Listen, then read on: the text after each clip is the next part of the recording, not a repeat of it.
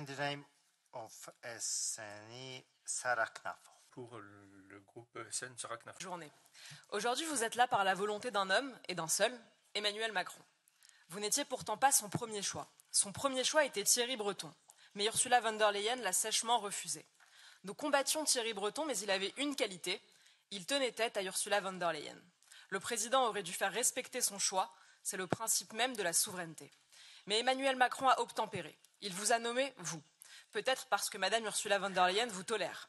Nous n'oublions pas l'humiliation pour la France, le sentiment d'être traité comme des moins que rien par la reine de Bruxelles qui décide de qui lui revient et de qui ne lui revient pas. Vous avez d'ailleurs perdu en chemin les 2/3 du champ de compétences précédent. Un pouvoir diminué, une influence réduite. Un ministre anglais disait « Quand vous voulez nommer quelqu'un à la tête d'une institution internationale, prenez toujours un Français, car c'est le seul qui ne défendra pas les intérêts de son pays. » Alors, monsieur Séjourné, serez-vous l'homme qui défendra la France au sein de cette commission, ou serez-vous un simple exécutant d'Ursula von der Leyen? Bon, merci Madame Knafo pour cette question. Je vais essayer d'y répondre avec précision. Bon, c'est hors mon champ de compétences, mais ça a un intérêt en tout cas, c'est que ça pose les conditions de travail de la commission. D'abord, vous dire, chacun son style, mais moi l'objectif c'est évidemment les objectifs qui sont à atteindre, et donc moi je veux être jugé sur à la fin des fins dans 5 ans, quel est l'état de l'industrie, qu'est-ce que nous avons fait nous pour la soutenir, quel est l'état du marché intérieur, comment nous avons pu gagner en compétitivité, comment la prospérité des travailleurs a augmenté dans une période de croissance économique. Bref, je veux être jugé sur des résultats. Et donc, ne me jugez pas sur un style, ou en tout cas le style que vous pouvez avoir de moi, ni une relation avec la présidente qui serait meilleure ou moins bonne que mon prédécesseur. Je pense qu'avoir de bonnes relations avec ses collègues et avec la présidente est plutôt un atout pour faire avancer ses idées.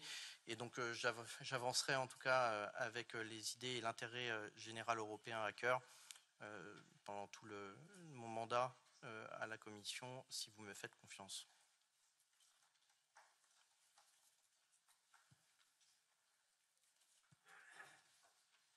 Donc vous ne m'avez pas répondu sur les intérêts français, mais donc parlons de votre projet.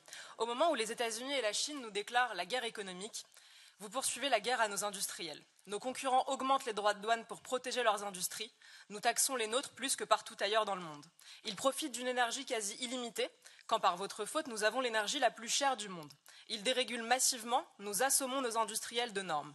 En 20 ans, notre code du commerce s'est épaissi de 364% sous l'influence de la Commission. La moindre minuscule PME est supposée s'y connaître en droit autant qu'un avocat au barreau de New York. Le bilan de cette politique, c'est d'avoir perdu en à peine 15 ans Alstom, Arcelor, Péchinet, Technip, Lafarge, Alcatel et Silor, les 2/3 de notre production automobile. Et la liste est non exhaustive car le temps m'est compté. Pourtant, votre première tâche sera, je vous cite, d'intégrer la perspective de genre en mettant plus de femmes dans les conseils d'administration. L'élément clé de votre stratégie sera, et je cite toujours, la neutralité climatique avec un pacte pour une industrie propre visant à accélérer la décarbonation. Quelle ambition! Voilà qui va nous sauver des Chinois et des Américains. Allez-vous imposer des quotas de transsexuels dans les usines? Vous n'en êtes plus très loin.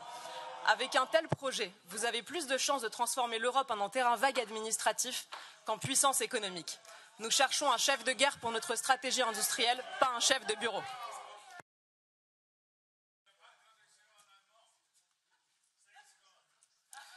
Je crois qu'il n'y a pas de traduction en allemand, on me dit dans la salle. Bon, je vous rassure, je ne serai ni chef de bureau, je suis un responsable politique, j'ai mes convictions.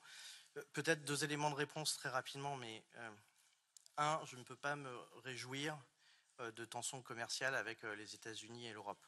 Et donc, à la fois, il faudra être intransigeant dans notre capacité à pouvoir défendre commercialement notre industrie. On a des règles, on a les règles anti-dumping, on a des règles anti-subvention, on a des mesures de sauvegarde que j'évoquais, on a des clauses de réciprocité dans les marchés publics. Bref, les instruments sont là, il faut pouvoir les utiliser, mais ne pas susciter non plus de guerre commerciale. Et donc, on ne peut pas se réjouir des propos qui ont été tenus dans la campagne présidentielle américaine, si on en croit ce qui peut être fait en termes de droits commerciaux et notamment de droits douaniers, ça aura un impact sur les Européens, ça aura un impact sur nos industries. Alors on va travailler dans les prochaines semaines à pouvoir aussi convaincre les Américains qu'il ne faut pas de guerre commerciale, utiliser nos instruments également de sécurité économique de manière je veux dire, pragmatique et pas naïve. Merci beaucoup. So we start with Sarah Knafo for ESM. Celui qui contrôle les normes contrôle le marché. Cette phrase est de Werner von Siemens, le fondateur du groupe qui porte son nom. Mais il ne parlait pas des normes dont la Commission est spécialiste. Il est vrai qu'en français, nous avons le même mot, normes, pour ce que les anglo-saxons appellent les standards d'un côté et les régulations de l'autre. Les standards sont un instrument de puissance. Qui impose ces standards au reste de la planète favorise son industrie. Les régulations, elles, sont des contraintes que l'on fait peser sur notre production. Qui en abuse tue son industrie. La Commission adore les régulations, qui s'immiscent dans les usines pour régenter la manière dont elles doivent travailler, leur compliquent la vie et augmentent leurs coûts de production par rapport à leurs concurrents étrangers. Et ne nous parlez pas de clauses miroirs qui compenseraient, puisque la réciprocité des obligations qui pèsent sur nous est impossible à vérifier. Allez-vous envoyer des fonctionnaires européens dans les usines du monde entier pour inspecter le bruit des machines ou contrôler les fumées qui sortent de leurs cheminées ? Dans le même temps, la Commission délaisse totalement la standardisation internationale. Ces normes sur la qualité, la sécurité et l'interopérabilité sont définies par des instances comme l'ISO basée à Genève. La Chine, elle, ne s'y trompe pas. Elle place ses experts dans tous les comités, postule à tous les postes vacants pour orienter les standards vers ses propres standards. Monsieur le commissaire, allez-vous entraver notre industrie ou défendre nos intérêts dans ces instances ? Merci, c'est un vrai problème que vous posez sur la standardisation et je vais y répondre. D'abord, pour vous dire qu'on a pris évidemment un temps de retard qu'on va rattraper. Je pense notamment aux batteries. Les Chinois ont depuis maintenant, vous prenez cet exemple, standardisé les batteries mobiles que vous pouvez déplacer pour augmenter la mobilité des véhicules électriques dans le temps. Et nous en sommes uniquement à un rapport qui doit arriver en 2025. Preuve que je suis bien d'accord avec vous, on a du chemin sur cette question. On va accélérer les choses, ça veut dire de revoir y compris notre gouvernance et notre animation de la gouvernance sur la standardisation, puisqu'on a différents organismes qui travaillent de manière un peu satellitaire, mais si je suis votre raisonnement, Madame Knafo, il faut plus d'Europe et donc il faut plus de coordination européenne sur ce sujet-là. J'en suis très heureux que vous puissiez tirer les mêmes conclusions que moi et j'y travaillerai évidemment avec intérêt, mais le sujet, je vous donne le point que vous évoquez, est un vrai point.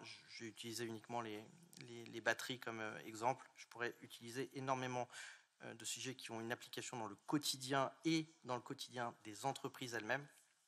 Donc, je vous donne un rendez-vous pour travailler sur la standardisation de la batterie mobile, si vous le souhaitez. Thank you. Now I give the floor to